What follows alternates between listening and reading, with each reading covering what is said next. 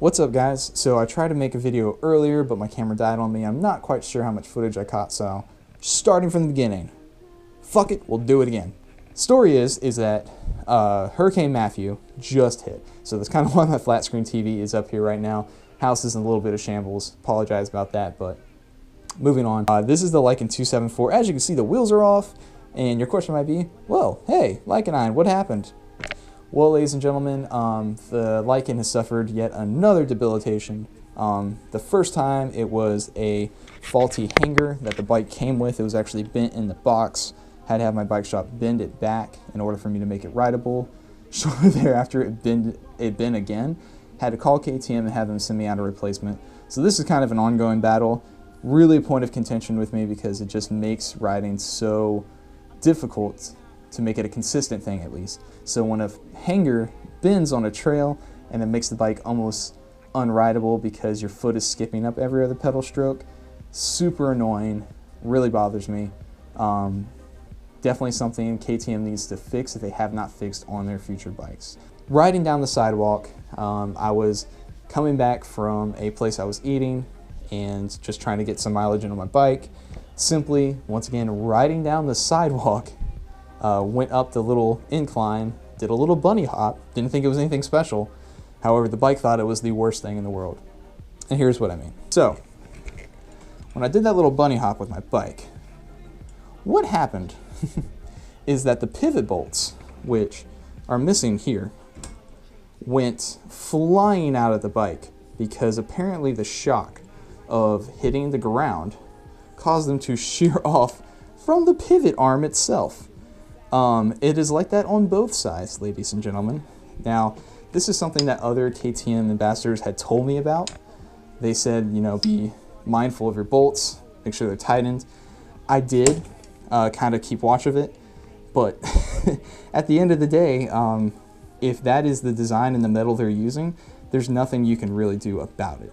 Now, this is the third time I've heard about that happening on a bike, not necessarily just the Lycan 274, so it's kind of a big issue. So, that being said, is this bike worth investing in? Now, it is a summer clearance bike. Now, that means they're trying to get rid of them as much as possible because they want to sell the newer models. So I'm going to talk about some of the key points of this bike and then go back and touch on some of the things I personally have had to change in order to make it rideable for me. Starting off, this is something you will do on every mountain bike, but change out the pedals. I went with platform pedals because I don't trust myself with clip-ins just yet. I have ridden clipped-in, and it is definitely a different experience, but a good experience. I'm looking to switch into it for cross-country racing.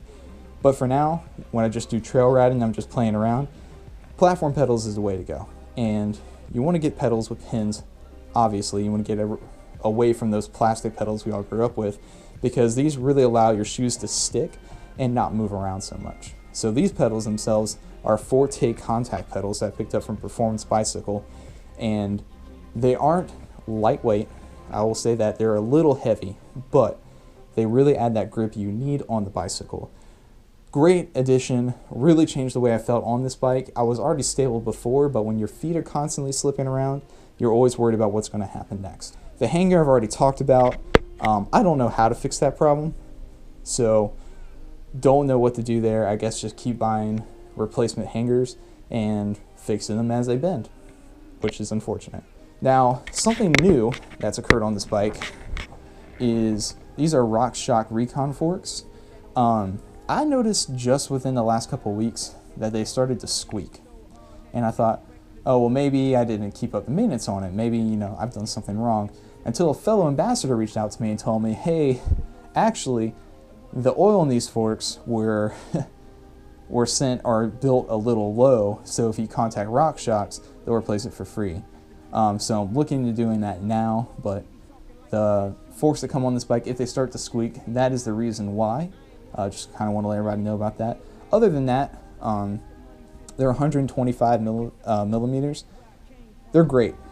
I haven't bottomed them out. I also don't go super crazy, but I definitely hit jumps and I definitely try out my suspension. And as far as I've been on the bike, everything is held up perfectly and done its job. except for the pivot bolts, which can't take going up a sidewalk. If you have a KTM bike at all, check your pivot bolts. That being said, price point. This bike is priced with the discount a little bit below most contenders like Trek and Specialized. And with that being said, it doesn't really get a downgrade on its parts because of that. I will say everything they stacked onto this bike is something that you would keep and use until you want to take it up to the next level. I had really planned on just kind of upgrading the components over time with this one.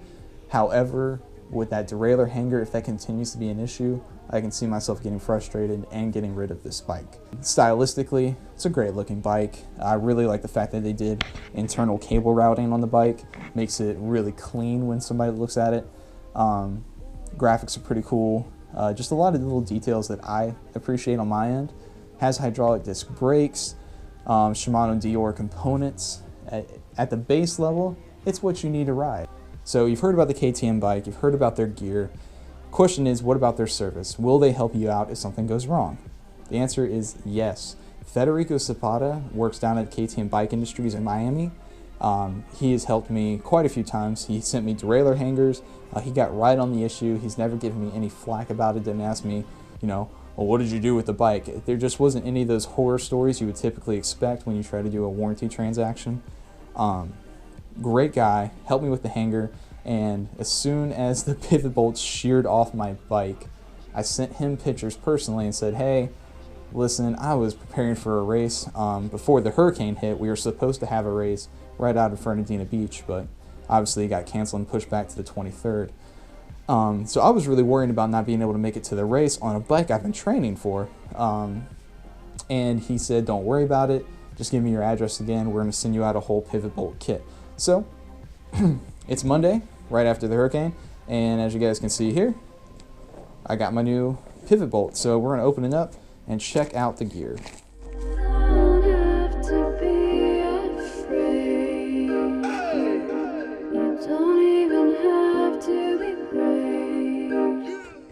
All right.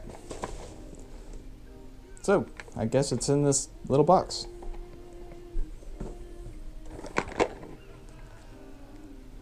Wow, okay. Well,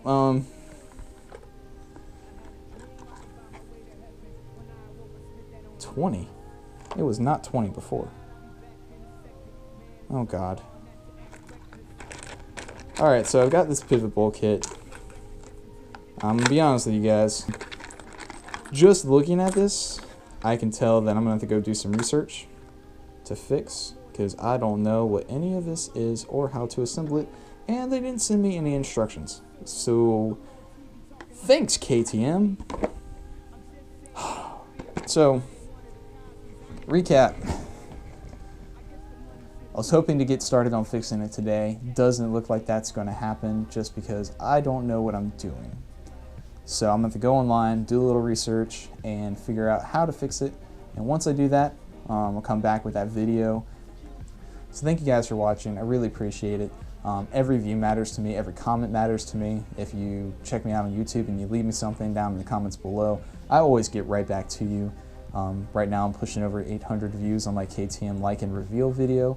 Truly appreciate it, guys, especially since that was me just kind of starting out and getting used to this video editing thing. I just want to share what my experiences are. Dogs keep walking in front of the camera shots and cats everywhere. Lord have mercy. So thank you guys for stopping by this video today to learn about the KTM Lycan 274, some of the issues I've been having, as well as my other video in which I talked about sponsorships and ambassadorships and what does the gear mean and how does it help you. I'm more than happy to share with you my experiences. As you can tell, even though I'm an ambassador for these two companies, doesn't mean I'm going to give you some false load of you know what about how they perform. As far as KTM goes, I think they have great bikes. I'm just not seeing great quality in their build so far. I'll be putting up another video of a trail soon. Fernandina Beach is October 23rd, so I'm hoping to do a little bit better in this second race than I did in my first race. All right, guys. Thanks again and happy riding. So I'm hoping to